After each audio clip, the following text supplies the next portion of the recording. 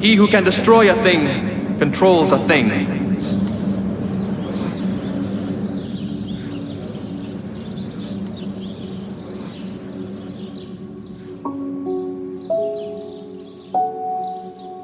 Episode 4, Red Island. 1948 would be the year that the Republic of Korea, the half of Korea south of the 38th parallel, sprang into existence. That same year, President Syngman Rhee declared a national emergency, the decree through which his dictatorship would kill, imprison, and torture anyone it wanted. All it had to do was make sure to call them communists. And the label communist could apply to many in South Korea. There were those who were self-identified communists, like the Soviet-allied revolutionary government shaping up in the north. There were communists in the south, without many ties to the north, some with no ties to the USSR. And there were the Koreans who practiced an older, yet still communal, life that didn't identify as communist, capital C. And then there were people who didn't particularly identify with any of this at all. People who happened to know someone, or know of someone, who was a communist. The government of Syngman Rhee, backed by the United States, would punish them all the same. House by house, village by village, Rhee's government and his cronies across South Korea snatched people away. This campaign kicked up a guerrilla war in the south, culminating in an uprising in a place called Jeju Island, a rebellion that spread to the mainland. The South's government solved the problem with the simplest solution: killing. By the end of this violence, as many as 100,000 people were dead, and the thing we now call the Korean War was only months away. 1948 also saw the founding of the Democratic People's Republic of Korea in the north. The social revolution that had begun during liberation from the Japanese was increasingly shaped now by a sense of national defense against threats from the south, but also an increasing impatience with the division of the peninsula. Apart from seeing their countrymen slaughtered in the south, border clashes and constant threats from the Republic of Korea pushed the north to consider a permanent solution to the partition of their country. So in this episode, we'll look at these uprisings in the south, the war before the war, the state-sanctioned slaughter in the south, with its awful climax on Jeju Island, put some strain on the official line that the Korean War sprung out of nowhere in June of 1950. We'll also take stock of a very important development for everyone involved here: the success of the Chinese communists. Their victory in the Chinese Civil War in October of 1949 not only changed the equation of revolutionary potential in Asia and China's relationship with both the USSR and Korea, it also landed like a lead balloon in Washington, D.C., where an already embattled Truman administration suddenly had to answer for the so-called loss of China. All of this should set us up well to see where things lay in the months leading up to June 1950 on the 38th parallel. Sound 37. However you tell us the story, just the complete story of Wallace. Well, I think that's the best way to do it. You will. I was, whenever you're ready, Right now. I was very well acquainted with Henry Wallace. I liked him very much. And whatever in the world got into him, to run and try to beat the best friend he ever had in the government of the United States, I'll never know, but it doesn't make any difference because everything was worked out. The Red Scare that overtook America in the 1950s was only a sequel to the decades of anti-communism dating back to World War I. The growth of socialist, anarchist, labor, and anti-war agitation inside the U.S., paired with the seismic Bolshevik revolution on the other side of the world, was met with suppression and violence as the century rolled on. Even in the days of FDR, a president who was considered positively pinko by Republicans and some Democrats, you had congressional bodies like the Dies Commission, dedicated to investigating suspected communists. FDR did not exactly consider the Reds a part of the New Deal coalition. Like the Japanese who were interned, communists were offered up on the sacrificial altar of imagined American unity in wartime. One particular example, someone who was later called before the House Un-American Activities Committee, was an Illinois woman named Florence Gaugiel, an organized communist whose address was listed on page 2 of the Chicago Tribune because she had fought against segregated schools in Chicago, Gauguin was also a supporter of Henry Wallace. As we mentioned last episode, Wallace had been a popular FDR cabinet member and vice president who was dumped in place of Harry Truman for looking a little too pink inside. Here's Harry Truman in a clip we played moments ago, talking about his relationship with Wallace years later. Sir, could you tell us about Wallace's political ideals? Well, Wallace was supposed to be a Democratic liberal. I guess he was, but his liberality and mine didn't jibe, and that's all there was to that. And what about his attitude towards our handling of Russia? I don't know. I never talked with him about that because I didn't want to. I don't think we could have agreed at all on that any more than we could about his ideals and politics in the United States government. And so I never did talk to him on that subject. After he was tossed off the ticket in 1944, Wallace had become a folk hero among a committed minority of Americans who supported him in 1948 on his Progressive Party ticket. Wallace's bid failed, but the campaign was a last-ditch effort to wrench the New Deal legacy back from Truman and his moderates. Wallace inspired other candidates to run further down ticket, but with anti-communism thick in the air in 1948, the Progressive Party failed spectacularly. What happened to Florence Gauguin in downstate Illinois in September of 48 offers a strong example of why and how this happened. That September, 2 months before Election Day, the Associated Press ran a story on the campaign of one Dr. Curtis McDougal, a Northwestern University professor and a Progressive Party candidate in Illinois for U.S. Senate. Quote, "The candidate was the target of flying stones," the AP reported. McDougal said his tour had been crippled by the smashing of loudspeaker equipment and the loss of campaign posters at West Frankfort. Now, Florence Gauguin had been campaigning with McDougal. The candidate said Gauguin had been forced to return to Chicago. Quote, "He said Miss Gauguin was slugged in the face when she stepped between him and the crowd at Frankfort."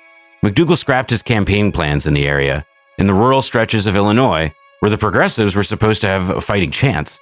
Quote, "I am certainly not going to risk the safety of the people with me unless city authorities promise protection," the candidate said. But the police chief, according to the AP, quote, declined comment on the charge, but said his reports showed, quote, "only that a bunch of fellows broke up the meeting because they apparently did not like what was being said." By the end of 1948, Truman would eke out an election victory over the Republican New York Governor Thomas Dewey. It was a surprise victory, perhaps the last exhaust fumes of the New Deal coalition putting Truman over the edge. But in his victory, Truman had already thrown his lot in with anti-communism, the force around which the country could organize. Michael Brennis, the historian of the U.S. defense industry, concludes, quote, "While anti-communism proved unable to do much for Democrats in terms of strengthening labor unions or creating universal health care, it allowed them to funnel federal funds to localities and individuals to further job creation and economic growth in the private sector under the ulterior motives of national security." In the years to come, as we've already seen on this show, the stage of the United Nations will assume great importance. And it was at this time, right after the Second World War, right after the dropping of the atomic bomb on Hiroshima and Nagasaki, that the United Nations sprung into existence. The Security Council of the United Nations would have 5 permanent members: China, which was at that point going through a civil war, France, the United Kingdom, the USSR, and of course, the United States. And author Vijay Prashad writes about this founding moment of the United Nations and the Security Council in particular. It was a council of the 5 rather than of the 51 founding members of the UN. The Charter of the UN reads that the Security Council may decide what measures not involving the use of armed force are to be employed to give effect to its decisions. These were things like disrupting trade or communications or severing diplomacy. If these did not work, writes Prashad, Article 42 under Chapter 7 allowed the member states to use armed force against sovereign nations. Some member states had more power than others. One sought preponderant power. That was the United States. From 1945 to 1989, Prashad writes, the USSR operated as an umbrella against the fully lawless usage of UN loopholes. And sure enough, we will see one of those loopholes exploited on the matter of Korea.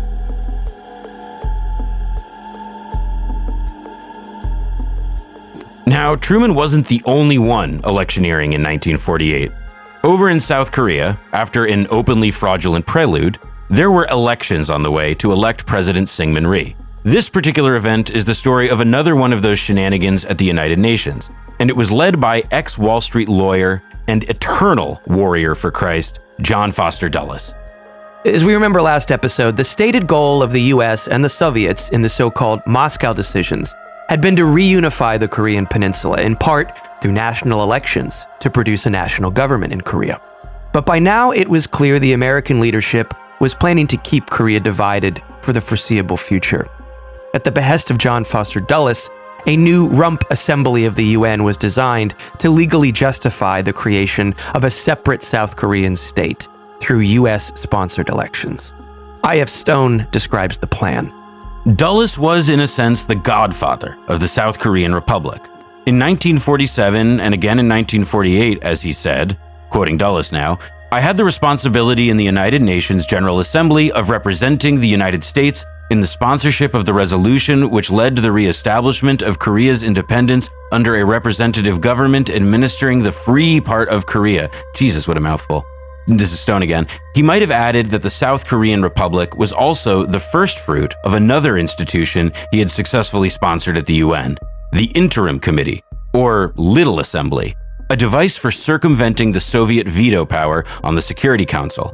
It was the Interim Committee which, despite the serious misgivings of Canada and Australia, voted to authorize the separate elections in South Korea that led to the creation of the Republic. This committee was, of course, packed with allies of the United States.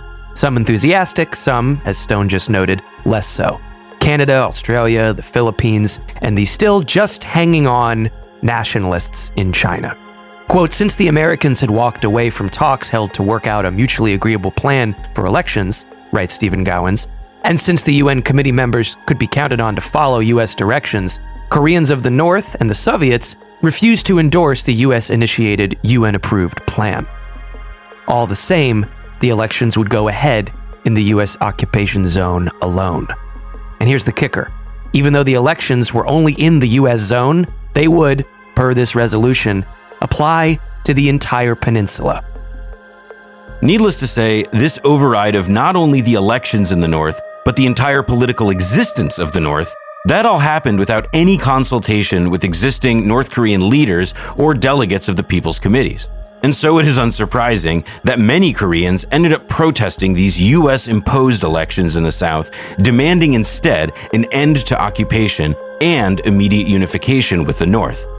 The US and South Korean police would not take kindly to that.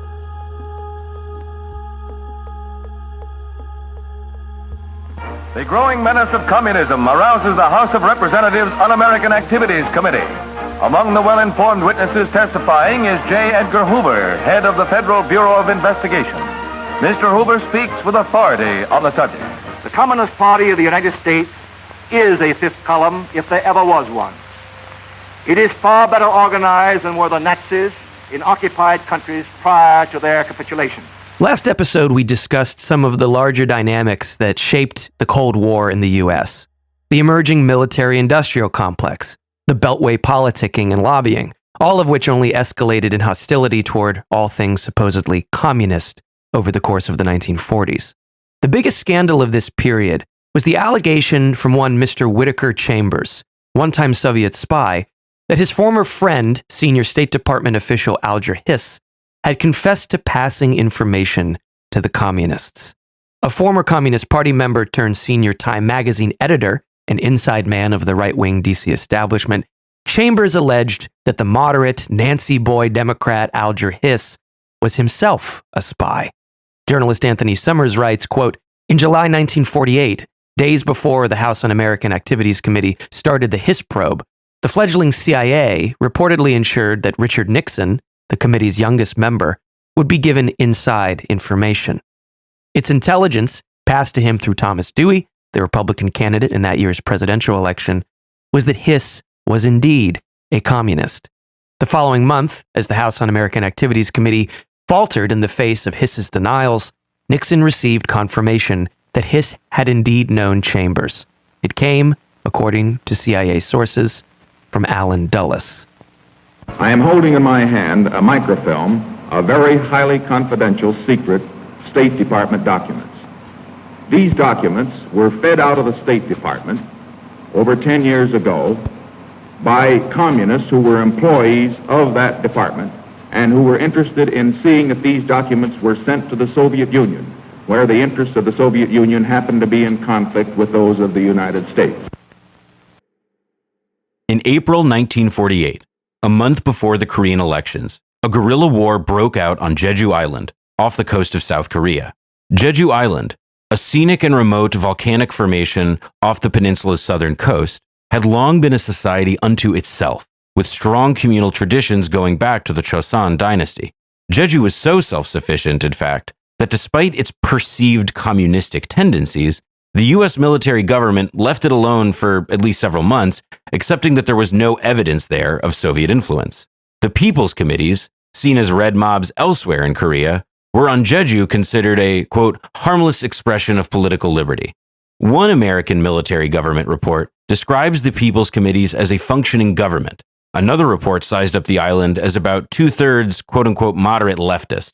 And no less than U.S. military chief General Hodge described the island as, quote, a truly communal area, peacefully controlled by the People's Committee without much Comintern influence. But this understanding would not last. President-to-be Syngman Rhee was building up what would become his South Korean state, and the stubborn Jeju Islanders were not getting with the program. As the feared national police force matured in size and power, Rhee's proto-state began its attempt to break up the separate yet peaceful administration on Jeju Island. It led to the most staggering explosion of violence since Korea's liberation. Hwang Suk-young, whose book recounts in painstaking detail the war on Jeju Island, calls this, quote, the first major political confrontation between leftists and rightists in South Korea. What began as a local revolt involving some 350 people ended with the deaths of 10% of the island's population. What formerly classified American materials document is a merciless, wholesale assault on the people of this island. The U.S. military government called Jeju, among other things, quote, one large nest of communists and a cancer of the trouble in South Korea. Others simply called it Red Island.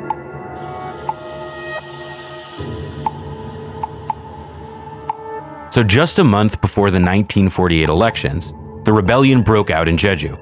How did this happen? The year earlier, on March 1st, 1947, the anniversary of the Korean independence movement, tens of thousands of islanders demonstrated against the announced U.S.-backed elections in the South and called for unification with the North. The police fired into a crowd and, in the ensuing crackdown, arrested as many as 2,500 people. Many were subsequently killed and/or tortured. A general strike followed the massacre, demanding justice for the slain protesters and an end to police brutality.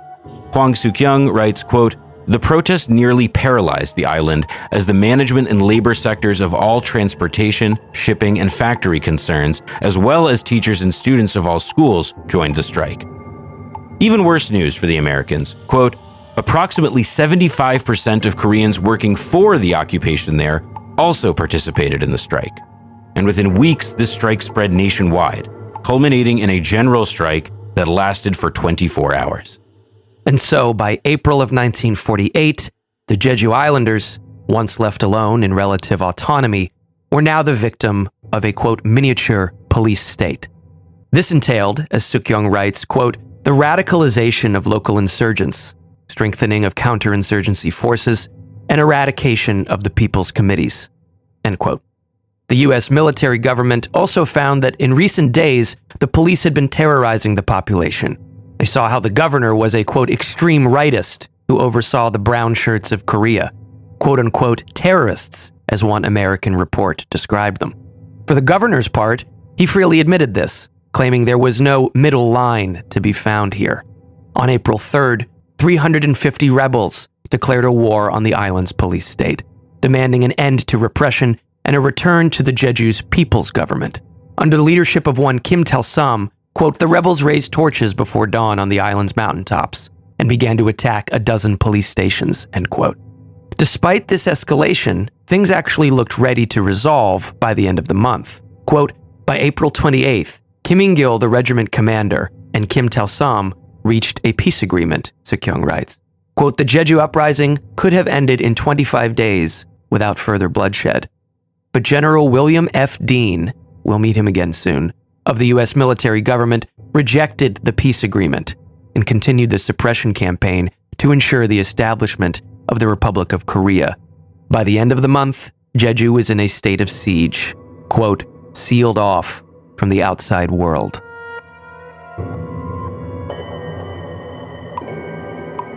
The National Police unleashed not only its own forces, but criminal gangs and paramilitary squads, groups that did the dirty work that even the cops didn't want.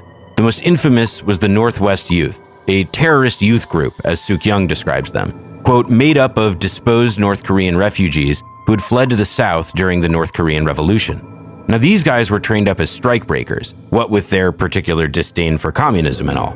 Reporters in Seoul wrote that the gangs, quote, exercised police power more than the police itself, and their cruel behavior has invited the deep resentment of the inhabitants. In Jeju, they exercised an indiscriminate terrorism, Suk-young writes, that prompted many islanders to flee to the mountains, which became a breeding ground for new resistance groups. Now, the notorious police chief from the mainland, Cho Pyong-uk, presided over torture, lynchings, and extrajudicial imprisonment. The entire island was subject to raids, aerial surveillance, and cut off from sea routes, and schools were turned into spaces for public executions. The likelihood of conflict between the police and a village was directly related to the power of a people's committee. And in South Chola, southwestern Gyeongsang, Gangwon, and Jeju Island, the left and its institutions across South Korea were very strong. U.S. intelligence estimated 15 to 20% of the communities there were, quote, openly hostile to the Americans. According to Suk-young, the South Korean army waged extensive warfare against local guerrillas hiding in the mountains and adopted a program of mass slaughter against civilians suspected of aiding the guerrillas. Villagers living in the mountainous areas fell prey to indiscriminate violence, which sometimes inspired a crop of new rebel converts. Historian Kim Pong-hyun found that a distinctly American tradition of repression had made its way into at least one district of South Korea: lynching.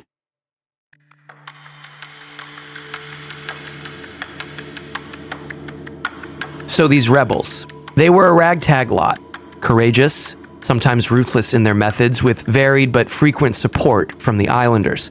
Their tactics fit into the guerrilla mold with an even more stripped-down character. They attacked with limited means, usually with handmade spears or swords, old Japanese rifles, and confiscated American carbines. The Inmin-gun, that is the People's Army, was 3,000 to 4,000 strong eventually in a loose network. It lacked any central command. Bruce Cummings writes, quote, the guerrillas attacked from up on the mountains around the roads by the coast, utilizing old arms caches, bunkers, and tunnels left by the Japanese occupation. The sharpest tip of the rebel movement was pretty sharp. Quote, the revolutionary terror of the rebels left hundreds of policemen, officials, and landlords dead. As many as 500 members of the Korean National Police may have been murdered, often brutally. But American G2, that's intelligence sources, nonetheless reported that the attacks on the police met with the, quote, satisfaction of a large portion of the local population. Quote, dynamite was thrown into police boxes, registration boxes were attacked, police stations were burned down, and rightists' homes were bombed. There were also reports of heavy police casualties during this period, and, in rare instances, kidnappings of the police, youth group members, and civilians occurred. Suk-young adds, quote, based on historical causality, the police families were targeted because of the rebels' anger at police brutality since the colonial era. The insurgents were a populist movement, but this war could make for complicated relationships with the masses. Quote, villagers were often caught in between the constabulary and communist raiders. Kidnapping of villagers also occurred, and some were beaten to death for not complying with the rebels' demands. Some villagers resented guerrilla attacks and collaborated with the police. However, compared with the police or youth groups, the rebels were more discerning in their use of violence, limiting their targets to the right and their families. Most of the survivors Suk-young interviewed confirmed that the rebels rarely targeted villagers, mostly relying on them for food and aid. Quote, for this, villagers risked their lives, and many were arrested, imprisoned, and tortured as a result. And against the full-force offensive by the government, by June 1948, the guerrillas controlled most of Jeju's interior.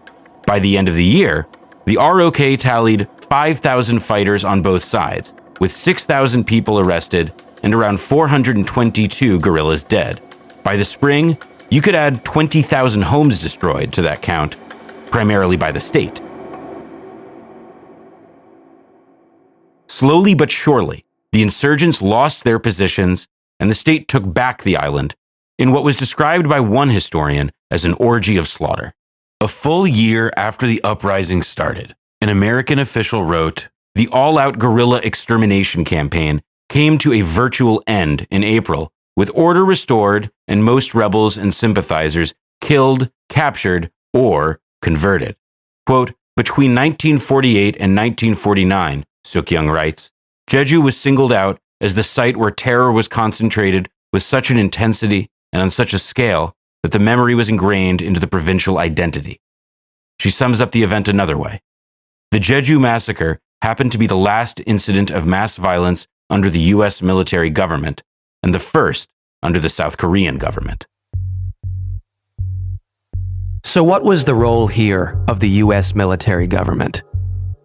The U.S. occupation, after accepting the nascent People's Committee for a time, then began, quote, resurrecting fascist residues from the colonial era. Historian Ho Hu-jun sees a, quote, invisible hand. Suk-young sees the U.S. as a, quote, omniscient gazer, overseeing the entire operation from the air, making sure that everything proceeded in an orderly fashion. The constabularies march into villages, the pace of detrucking arrests and interrogations from district to district. What could not be seen from the air was off the record. But the Americans did not simply observe. They authored the counterinsurgency plan in Jeju. The U.S., quote, provided powerful Garand rifles to the Korean constabulary and personally advised the Korean police, but managed to give the impression that they were not involved. Quote, it was the U.S. military government that resurrected the Japanese-trained police force after the liberation of Korea, while anticipating a constant danger that the Korean right would make it open season on hunting and catching any or all of their political opponents. Suk-young describes how the Americans can be seen, quote, laying out the strategies, providing resources and equipment, allocating the personnel, and overseeing the entire operation while placing Korean commanders in the front line. It's hard not to see here a recreation of the Japanese colonial model in carrying out the violence. In fact, one of the commanders of the Jeju operation, Kim Il-gyo, in his memoir, wrote that Japan's tactics were used again in the U.S. military occupation. Quote, once the military government gave a tacit go-ahead to using the scorched earth policy, the police began to burn villages one after another without inhibition. Most of the residents in the hillside villages fled to the mountains and joined the rioters. As a result, the number of rioters increased exponentially to hundreds and thousands, such that we could no longer estimate them. Moreover, they began a desperate resistance against police. Suk-young writes that few, if any, Americans admitted to any of this then or since. Quote, there are also only a limited number of written documents concerning American direct involvement that are available to the public even to this day. Generalissimo Chiang Kai-shek and the American State Department clash with Korean communist elements who look to Soviet Russia for approval.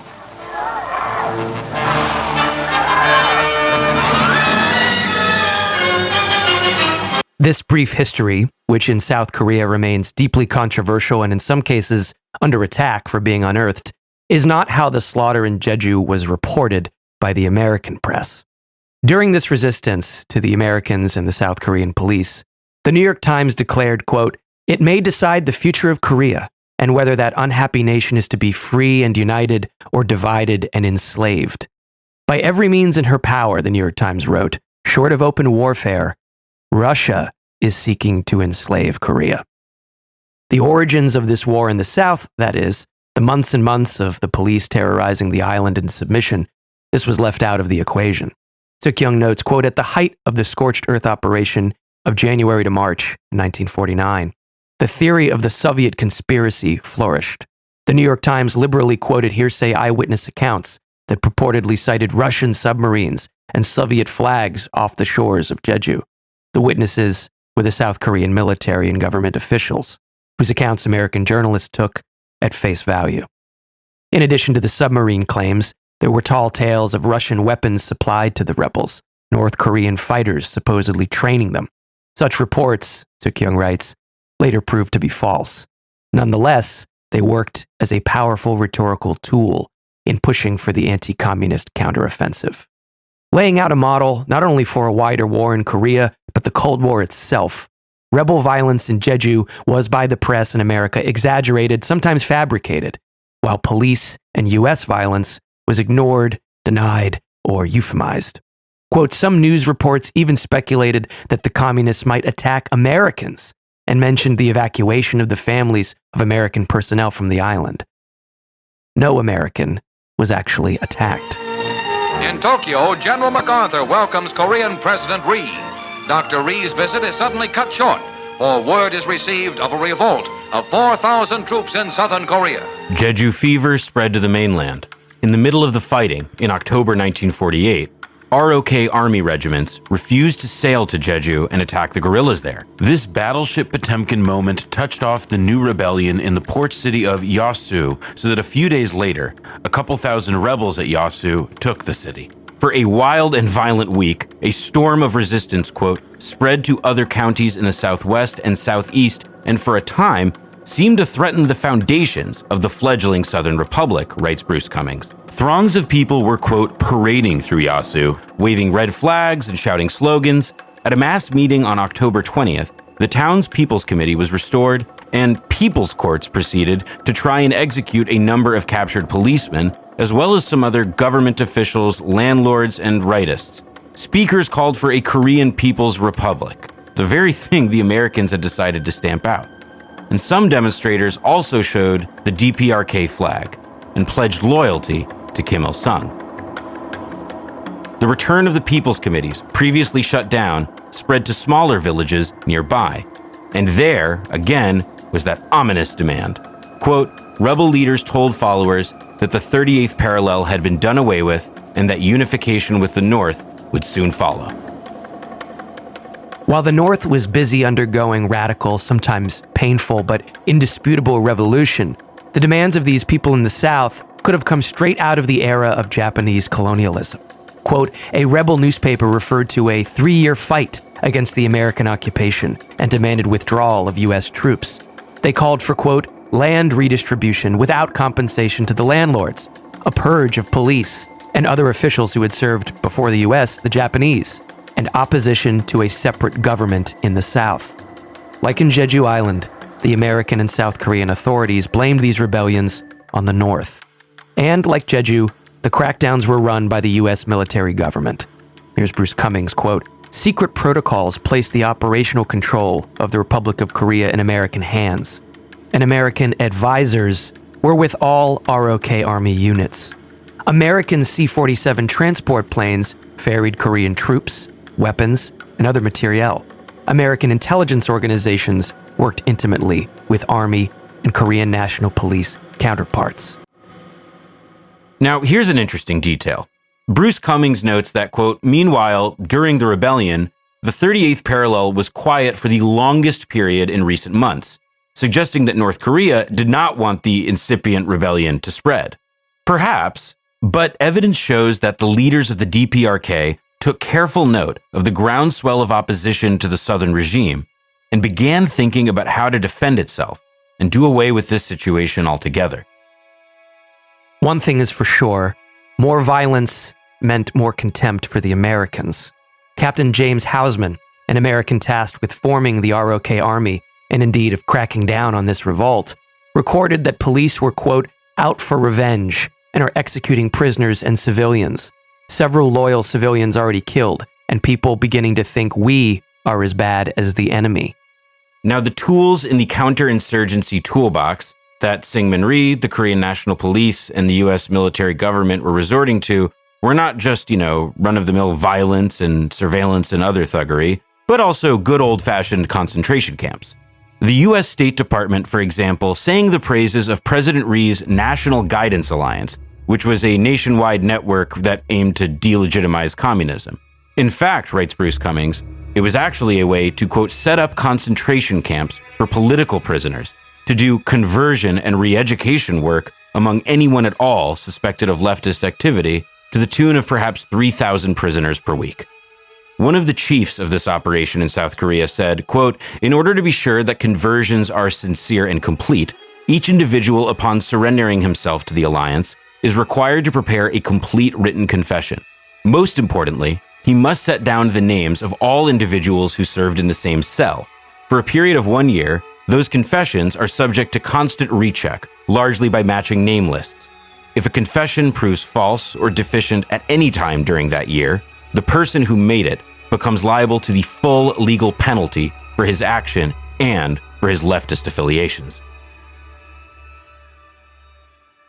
The rebellion in Jeju, Yeosu, and elsewhere had been exterminated by spring 1949.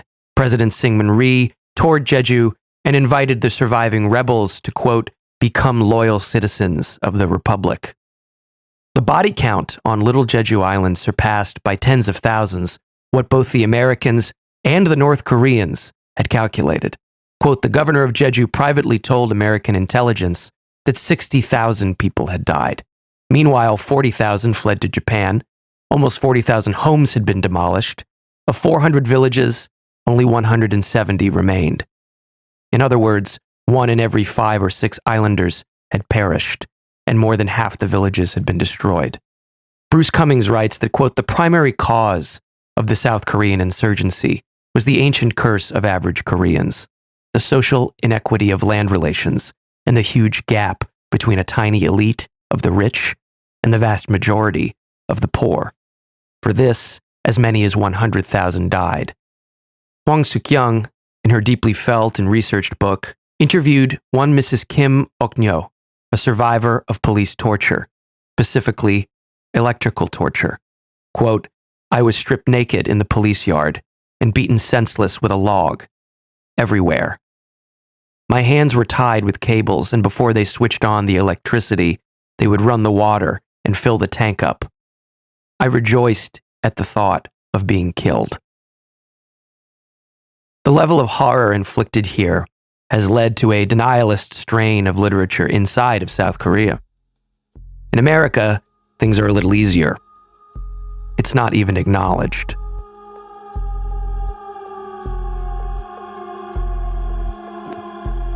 Months before the South Korean elections, a report from the CIA revealed quite the fly in the nation-building ointment. Quote, the current political, economic, and military situation in the US and Soviet zones, respectively, make it unlikely that any government erected in South Korea under UN auspices could long survive the withdrawal of US forces, unless it were to receive continuing and extensive US economic, technical, and military aid. Present indicators are that a government dominated by the extreme rightists under Syngman Rhee will emerge from the forthcoming UN-observed elections. Such a regime, if left to itself, would be incapable of withstanding ideological and military pressure from North Korea. The CIA was adamant that these May elections simply would not produce a government that could hold its own against the North without a significant American troop presence. But at the same time, the agency could not deny reality. Quote, the continued presence of foreign occupation forces on Korean soil has resulted in chronic native resentment at the delay of the long-promised independence of Korea and at the protracted artificial split of the country. End quote. Who did that leave as plausible candidates to lead a government? According to the CIA, the Korean right wing. Here's the agency. The leadership of this group of parties is provided by that numerically small class which virtually monopolizes the native wealth and education of the country. Since this class could not have acquired and maintained its favored position under Japanese rule without a certain minimum of, quote, collaboration, unquote, it has experienced difficulty in finding acceptable candidates for political office and has been forced to support imported expatriate politicians such as Syngman Rhee and Kim Koo. These, while they have no pro-Japanese taint, are essentially demagogues bent on autocratic rule. Acceptance of this extremist leadership has forced the right to discard its more moderate elements and has served to widen the gulf between the two opposing camps.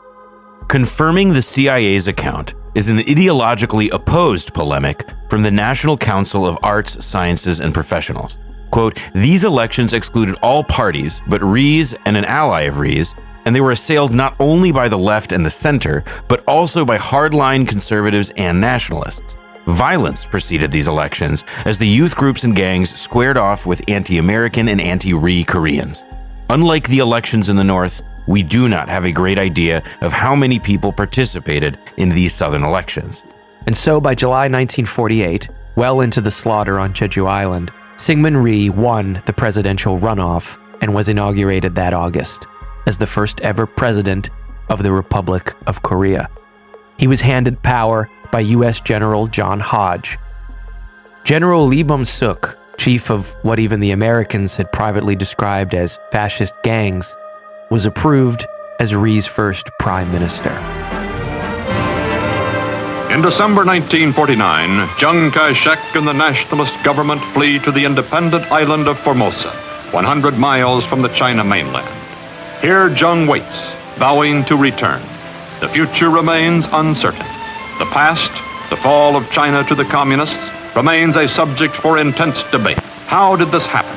In the year 1949, there were two victories, one for the Democrats in America and one for the communists in China. Mr. Vice President, Mr. Chief Justice, fellow citizens, I accept with humility the honor which the American people have conferred upon me. We will strengthen freedom-loving nations against the dangers of aggression. We are working out with a number of countries a joint agreement designed to strengthen the security of the North Atlantic area. We make it sufficiently clear in advance that any armed attack affecting our national security would be met with overwhelming force. The armed attack might never occur.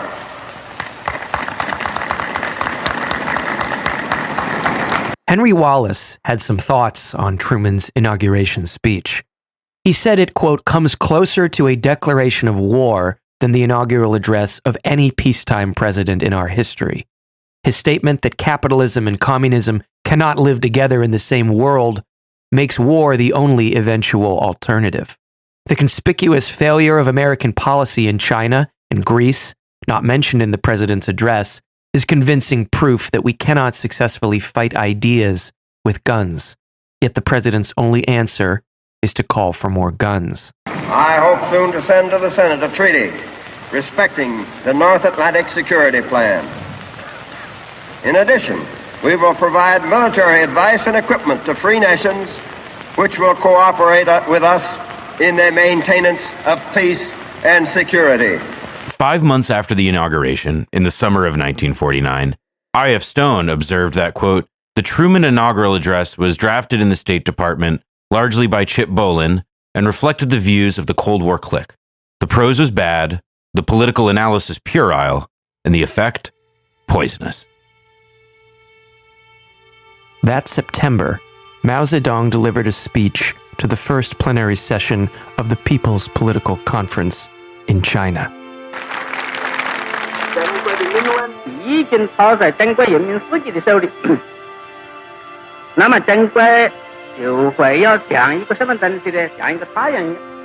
The address came after and summed up the decades of war: China against the imperialists, China against Japan, and the Chinese communists against Chiang Kai-shek's nationalists.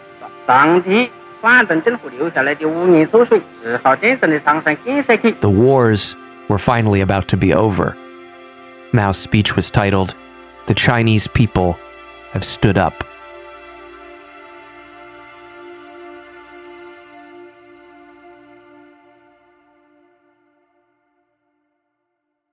November 1949. Congressman Richard Nixon, member of the House Un-American Activities Committee, declares his candidacy for the Senate. Here's how the Escondido, California Weekly Times Advocate wrote it up. Declaring that the issue in next year's election is, quote, simply the choice between freedom and state socialism, Congressman Richard Nixon of Whittier announced his candidacy for senator from California here Thursday night. Quote, they can call it planned economy, the fair deal, or social welfare, Nixon said. It's still the same old socialist baloney any way you slice it. Believe me, I am well aware of the communist threat, and I do not discount it. But I am convinced that an even greater threat to our free institutions is presented by that group of hypocritical and cynical men who, under the guise of providing political panaceas for certain social and economic problems in our society, are selling the American birthright for a mess of political pottage. Slowly but surely, they are chipping away the freedoms which are essential to the survival of a healthy, strong, and productive nation, Nixon continued. Nixon told an enthusiastic capacity audience, quote, there is only one way we can win. We must put on a fighting, rocking, socking campaign and carry that campaign directly into every county, city, town, precinct, and home in the state of California. As a junior Republican congressman, Richard Nixon wasn't in on the great foreign policy debates of the day, but he was attuned to the political currents of his time.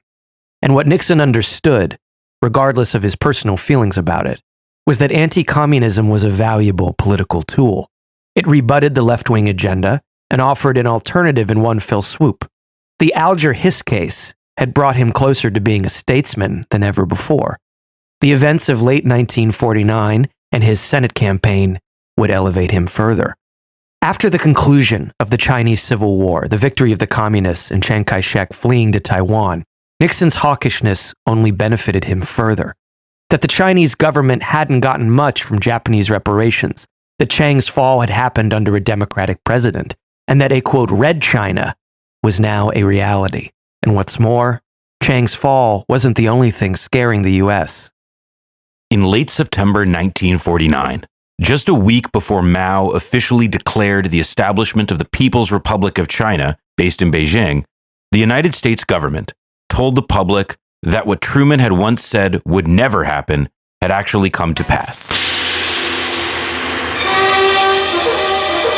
President Truman's dramatic announcement that Russia has created an atomic explosion sends reporters racing for Flushing Meadow, where Russia's Vyshinsky arrives to address the United Nations. The Soviet Union had exploded their own atomic bomb. Faced with this fact, as well as the discovery of Soviet mole Otto Fuchs in January 1950, Truman decided to pursue development of the hydrogen bomb.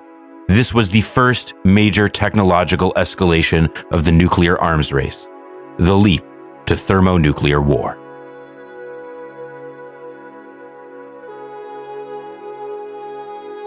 From the final days of 1949 into January 1950, the victorious Mao Zedong met with Joseph Stalin at long last in a trip that Mao took to Moscow. Mao's goal during these talks was to produce a Sino-Soviet treaty for the new People's Republic of China.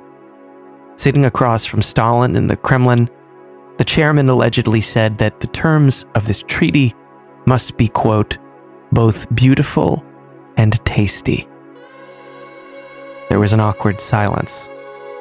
In Mao's careful language, write Zubak and Pleshakov, beautiful things stood for world revolution, and tasty things for Chinese national interests. And the two communist giants had been walking this tightrope, balancing the beautiful and the tasty for many years now. And both leaders had some not-so-fond memories of each other. Mao, of course, had dealt for years with Stalin's hands-off approach toward the Chinese communists all through the Civil War. For many years, Stalin had insisted that the CCP partner up with the more prestigious nationalists of Chiang Kai-shek, and only really threw his weight in with his fellow communists in the final years of the conflict. And Stalin, for his part, recalled a crucial moment in World War II when he pleaded with Mao for Chinese troops to cover his eastern flank against Japan. Mao denied him this and left the Soviets to fend for themselves. But at this point, in 1950, with a victorious Mao across the room, Stalin was interested in boosting a strong, if subordinate, communist China. The Soviet leader was particularly interested in allowing the USSR to retain a base in Port Arthur, and to hold on to rights in Manchuria and Xinjiang. He tried to ease the war-weary Mao's concerns about another imminent war, particularly from the US or a resurgent Japan. Stalin claimed that for now, China's enemies were as tame as kittens. He gave Mao a comradely green light to liberate both Taiwan, then called Formosa, and Tibet. So after much haggling between comrades, the Sino-Soviet Treaty was born in February 1950. The United States, through Secretary of State Dean Acheson, denounced the treaty as, quote, an evil omen of imperialistic domination. What's important here to our story was the guarantee in this treaty for each party to come to the other's aid in case of attack or invasion, say, by the United States of America.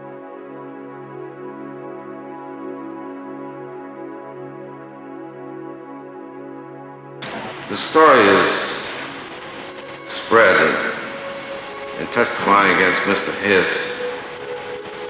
I'm working out some old grudge for motives of revenge or hatred. I don't hate Mr. Hiss. We were close friends, but we are caught in the tragedy of history. Mr. Hiss represents the concealed enemy against which we are all fighting, and I am fighting. I've testified against him with remorse and pity. The conviction of Alger Hiss for perjury for lying about his association with Whittaker Chambers in January 1950 was a new, terrifying high watermark in the American holy war against communism at home. On January 21st, 1950, Hiss was sentenced to 5 years in prison. About 3 weeks later, Wisconsin Senator Joe McCarthy took the stage in Wheeling, West Virginia. He claimed that in the war between Christianity and communism, communists had struck a fiendish blow by infiltrating the U.S. government. I think we should keep in mind when we refer to Democrats, when we refer to the administration, that there are definitely two groups of Democrats as of today. Number one, there are the millions of loyal Americans who have voted the Democrat tickets.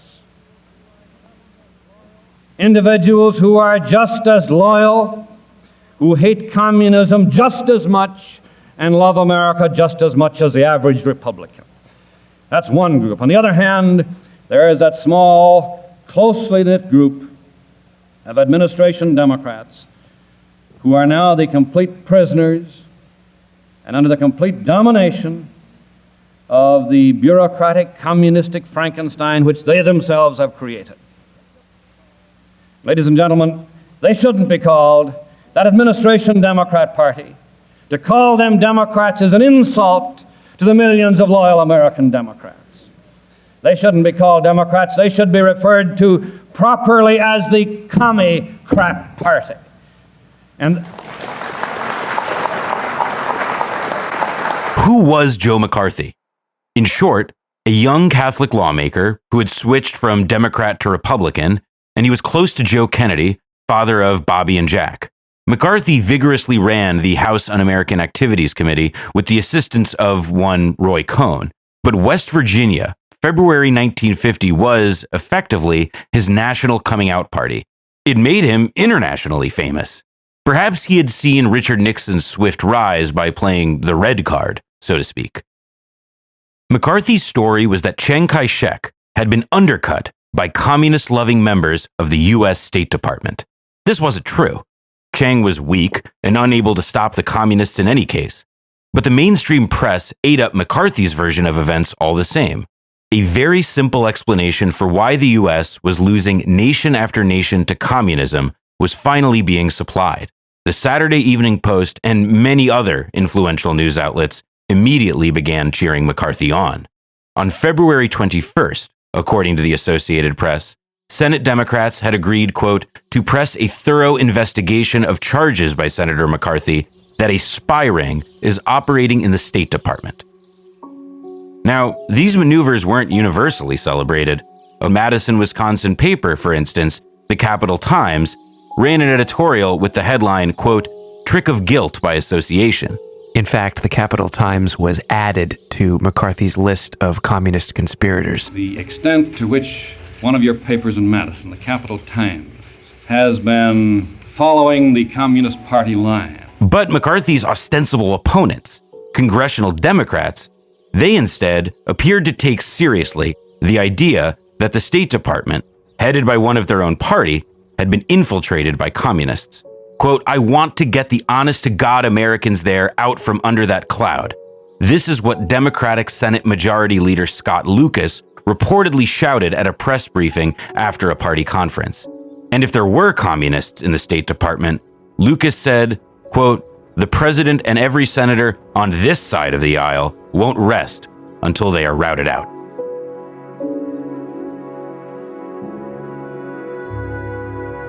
In December 1948, the United Press carried this report. The South Korean foreign minister declared that his government would not hesitate to go into action against traitors in the North and recover lost territory. The North will be dealt with. Then, the New York Herald Tribune in August 1949. South Korea's army has an outspoken desire to take the offensive against North Korea. It wants to cross the border. Another UP dispatch, October 1949, Syngman Rhee boasts the South Korean army would be able to capture the red capital of Pyongyang within 3 days. Another dispatch later that month, South Korean Defense Minister said today that his army is ready and waiting to invade communist North Korea, but has been restrained by American officials. As late as March 2nd, 1950, in the New York Times, President Syngman Rhee delivers an Independence Day speech saying, "The call of our brothers in distress up north would not be ignored." This is one of the most outspoken hints in recent months of a desire to unify the country, if necessary, by force.